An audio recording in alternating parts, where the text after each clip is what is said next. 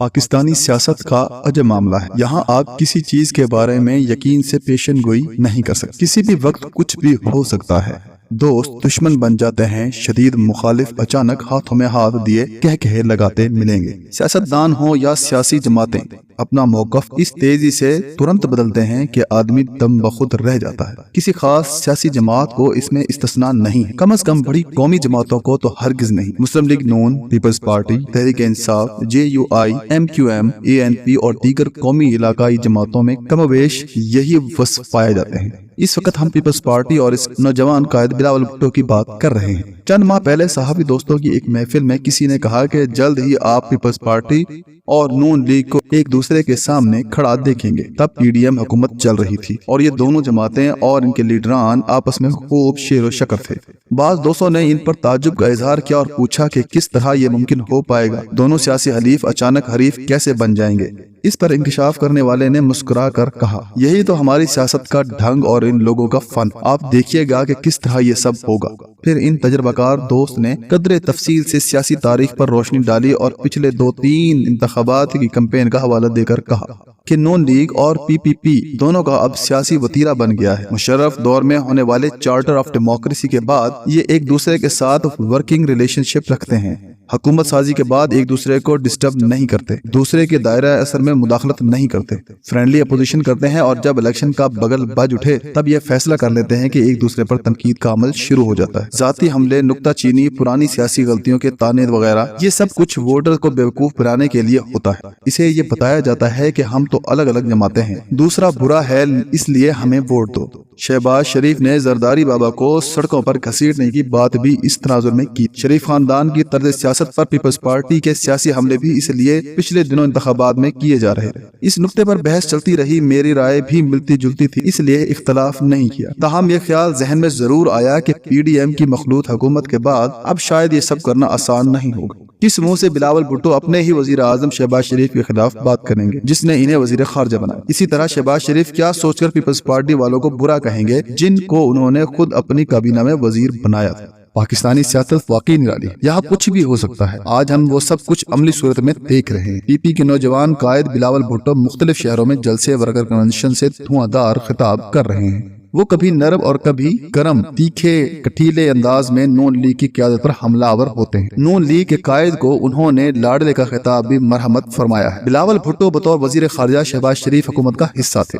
وہ وزارت خارجہ چلانے کے باوجود اندرون ملک پوری سیاست کرتے رہے، آئے روز پریس کانفرنس کرتے اور زوردار سیاسی بیانات جاری کرتے رہے۔ پیپلز پارٹی کے دیگر وزراء بھی حکومت کا حصہ تھے اور پوری طرح تمام مفادات سے لطف اندوز ہوتے رہے۔ تب انہیں حکومت میں کوئی خرابیاں نظر نہیں آ رہی تھی اور نہ ہی یہ اندازہ ہو رہا تھا کہ حکومت میں شامل یہ لوگ اپنی ذاتی دشمنی پوری کر رہے ہیں۔ اب سوشل میڈیائی محاورے کے مطابق اچانک ہی بلاول بھٹو کے دماغ کی بتی جل اٹھی ہے۔ انہیں سمجھ آ گئی ہے کہ PDM کے 16 ماہ کی حکومتی کارکردگی اتنی بری اور تباہ کن کیوں تھی۔ بلاول آکسفورڈ سے پڑھے ہوئے ہیں، اگرچہ بدقسمتی سے اتنے برسوں میں بلاول نے کبھی کسی کتاب کا حوالہ دیا، نہ کوئی علمی فقرہ کہا، مگر ان کی والدہ اور نانا دونوں بڑے صاحب مطالعہ تھے۔ بلاول کے جینز میں یقیناً مطالعہ کی کچھ نہ کچھ عادت تو آئی ہوگی۔ انہیں یہ تو پتا ہی ہوگا کہ کابینہ کا ہر وزیر حکومت کا حصہ ہوتا ہے اور وہ بعد میں حکومتی بری کارکردگی کی تنقید سے بچ نہیں سکتا۔ یہ تمام عذر اور شکوے شکایتیں تو حکومت کے دوران کرنی چاہیے تھی۔ بلاول کو اگر پتا چل گیا تھا کہ شریف فیملی یا نون لیگ کے وزراء اپنی ذاتی دشمنی پوری کر رہے ہیں تو انہیں کابینہ اجلاسوں یا بند کمروں میں ہونے والی ملاقاتوں میں یہ کہنا چاہیے تھا اور بہترین نہ آنے پر مستعفی ہو جاتے۔ اب یہ باتیں کہنا زیب نہیں دیتا اور نہ ہی ان سے کوئی قائل ہوگا۔ بلاول نے ایک اور دلچسپ بیان دیا ہے۔ ان کا کہنا ہے کہ بزرگ سیاستدان اب گھروں میں بیٹھ جائیں، 30-40 سال سے جو سیاست کر رہے ہیں اب انہیں کوئی حق نہیں کہ وہ سیاست کریں، وغیرہ وغیرہ۔ ان کا ہدف غالباً بڑے میاں صاحب اور مولانا فضل الرحمان ہے۔ بلاول بھٹو شاید ایسی بات کر کے نوجوان ووٹروں کی حمایت حاصل کرنا چاہتے ہیں۔ بلاول کو یہ بات مگر سمجھ نہیں آئی کہ ان کے طنز کا سب سے بڑا نشانہ تو خود ان کی اپنی پارٹی اور ان کے والد آصف زرداری سمیت پیپلز پارٹی کے بیشتر سینئر رہنما ہیں۔ 90 سالہ قائم علی شاہ تو خیر ابھی تک سندھ پیپلز پارٹی میں ایکٹیو ہیں 90 سالہ قائم علی شاہ تو خیر ابھی تک سندھ پیپلز پارٹی میں ایکٹیو ہیں ہی، مگر خود آصف علی زرداری بھی 70 کے ہونے والے ہیں۔ خورشید شاہ، سراج دورانی، یوسف راز گیلانی، مولا بخش چانڈیو، رضا ربانی، فرحت اللہ بابر، تاج حیدر، شیری رحمان، راجہ پرویز اشرف اور نہ جانے پیپلز پارٹی کے کتنے لیڈر 60 کے پیٹے میں ہیں۔ 30-35 سال سے وہ سیاست کر رہے ہیں۔ بلاول کے بیان سے ذہن میں ایک خیال آیا کہ محترمہ بے نظیر بھٹو شہید کی تاریخ پیدائش 1953 بتائی جاتی ہے۔ وہ اگر آج زندہ ہوتی تو ان کی عمر بھی 70 سال ہوتی، تب بھی بلاول یہ مشورہ دیتے؟